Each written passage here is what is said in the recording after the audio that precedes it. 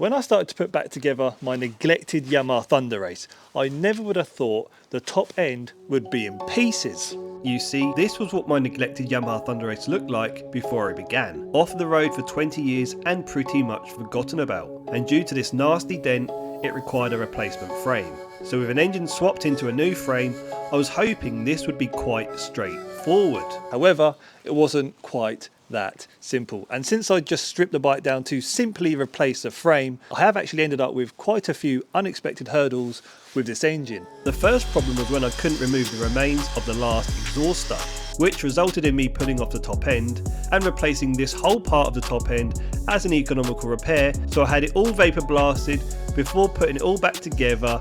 And then the second problem was when I was tightening the camshaft clamp bolts, one decided to get stuck and snap on me. So I tried to repair that too, by trying to remove it with mole grips.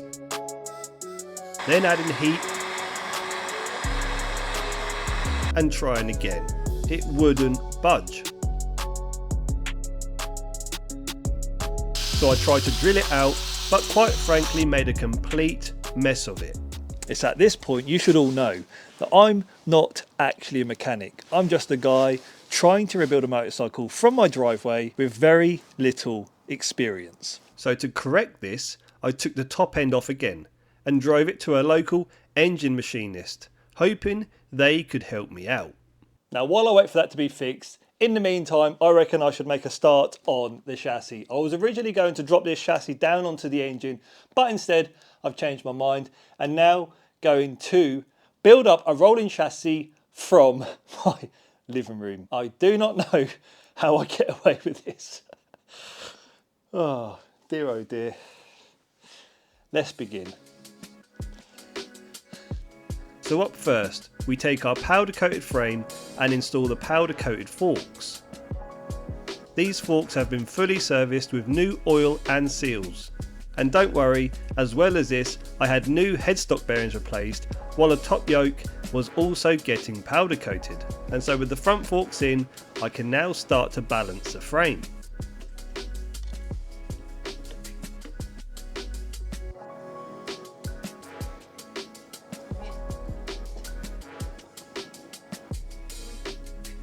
Here we have the powder coated swing arm to go on next with new bearings.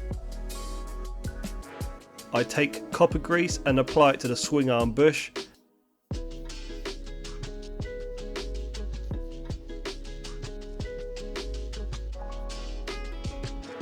And drop that into the swing arm.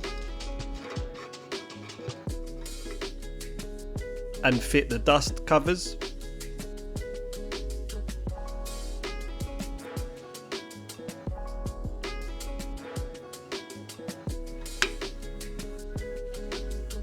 I then align the swing arm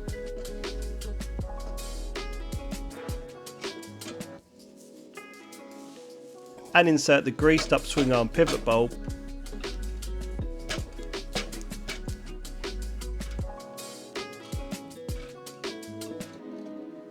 Tightening up the swing arm bolt so it isn't loose. And now I fill up a sink with hot soapy water and using a toothbrush to scrub away all the grime and grease off this lower suspension arm, which works surprisingly well. So with plenty of grease on these parts, I fit the lower suspension arm to the frame, once again just taking the slack off the nuts and bolts for now, as I will come back to making sure everything has been torqued up to spec a bit later. Right, so at this point I would love to go ahead and install this very tidy, pretty looking YSS rear shock absorber, which I sourced off of eBay. However, I cannot find the bolts. I've misplaced them. I don't know what I've done with them. So for now, I think I'm just going to hold off installing this and then carry on with the rest of the frame. I'm sure I can do other bits and pieces in the meantime. But yeah, this is the beauty of trying to remember. You know, I've stripped this whole bike down to literally a frame. And of course, there's going to be the odd occasion where I lose something. So that's that moment. Hopefully I can find those bolts online. I'm sure I can. But yeah, the joys. Next up then, are my very beautifully powder coated gloss black wheels, and I've had Dunlop Road Smart tyres fitted, Road Smart 3s in fact, ordered from eBay. And to go with these very pretty wheels, I have some Galfa front brake discs, also from eBay. And to complement these discs, I've also got myself some brand new stainless steel disc bolts. Now before you panic, yes, I have had the wheel bearings replaced, and so taking some Loctite, I apply a small amount to the stainless steel bolt and work one by one, tightening them up to 23 Newton meters in a criss-cross pattern.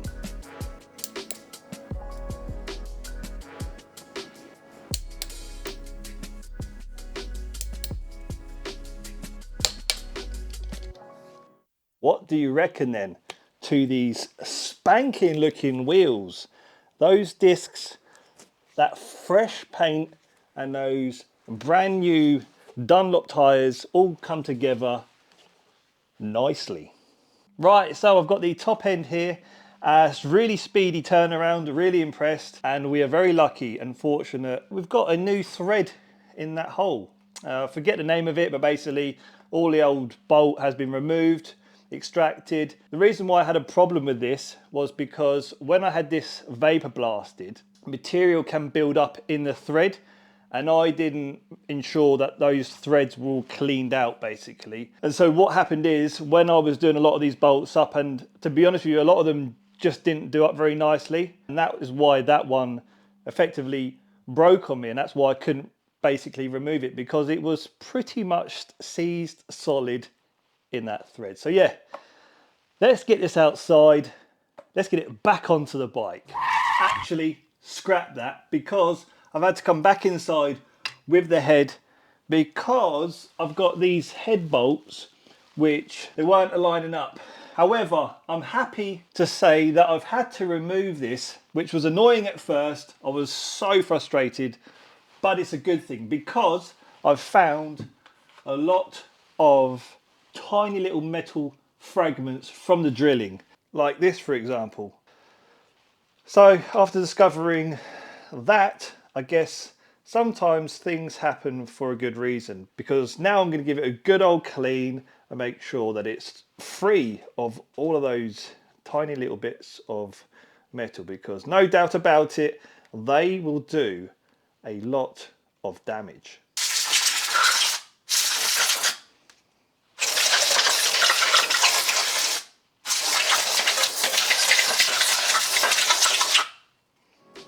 And so just like magic, the top end is back on the engine and at the point we last left off when this bolt snapped. If you'd like to see the top end go back together in more detail, please check out my previous upload. I'll link it on the screen for you. Now we need to use this feeler gauge of various incremental sizes and slide it in between the cam lobes and bucket until we find a size with some resistance. In this case we find 0.20mm to be the tolerance, so we make a note of that for that specific valve. And in the freezing cold I continue to work slowly but surely on working out each and every tolerance to the remaining 19 valves, making sure to rotate the cam lobes where appropriate to get an accurate reading. Then back in the warm and at my computer, I use this handy software program that a subscriber called Jason kindly gave me to input my shim sizes along with my tolerance, and for the program to work out the correct shim size for each of the 20 buckets. So as we wait for those shims to turn up, I can now move forward in installing this YZF shock, because I have both of the bolts that are missing. One kindly sent to me by a subscriber. Another shout out to Jason, thank you mate. And this bolt I had to order online, which cost me, can you believe it, £15. £15 for a nut and bolt. Unbelievable. On with the shock absorber we go then, but it seems like it just will not fit.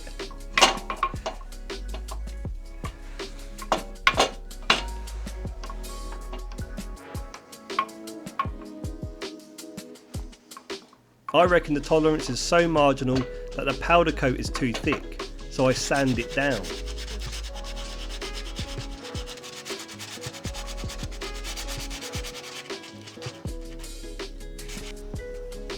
Then take a mallet to help me shift this shock into place, which works.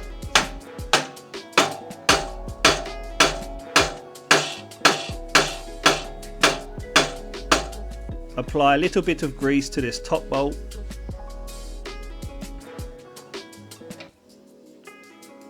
There was some resistance with this top bolt due to the powder coating, so a little smack with a mallet drives this bolt through nicely.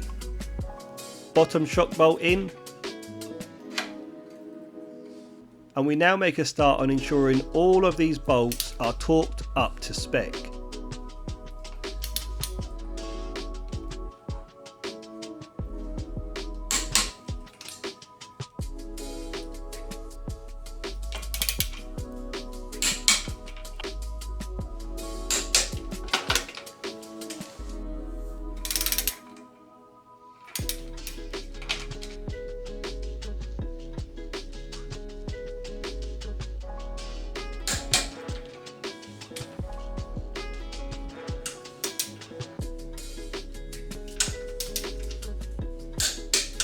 I now pop the clip-ons into place to get ready to torque up the front forks.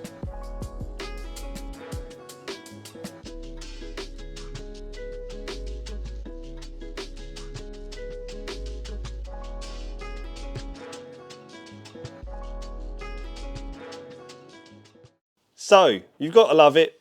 I've just installed the front forks pretty much perfectly, ready to torque up the bolts, and I discovered I forgot to install these fork leg protectors. It's got to be proper. I've got to make sure that I pop these back on. Nothing ever surprises me with Thunderace. I'm used to it, so I'm not so annoyed. I've got used to having to backtrack with this build, and so in no time the forks are back in the correct position and we have two front fork leg protectors now installed, which allows me to go ahead and torque the upper pinch bolts to spec.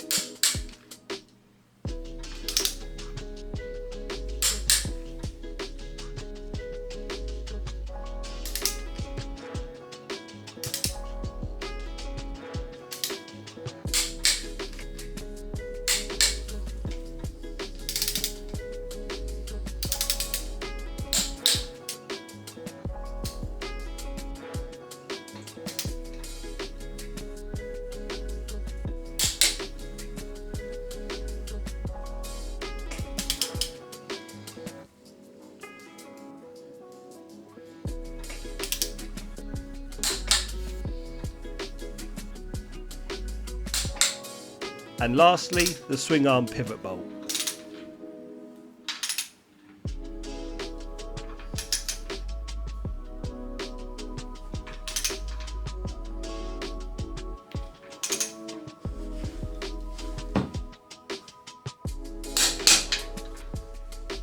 Pretty cool to see the bike on the paddock stands. I feel very happy to see it slowly coming together. It's been a long journey so far, but I'm happy we are making progress. So for this upload I will end it here. If you enjoyed this and want to see more, then please be sure to subscribe, and I thank you for watching. See you later.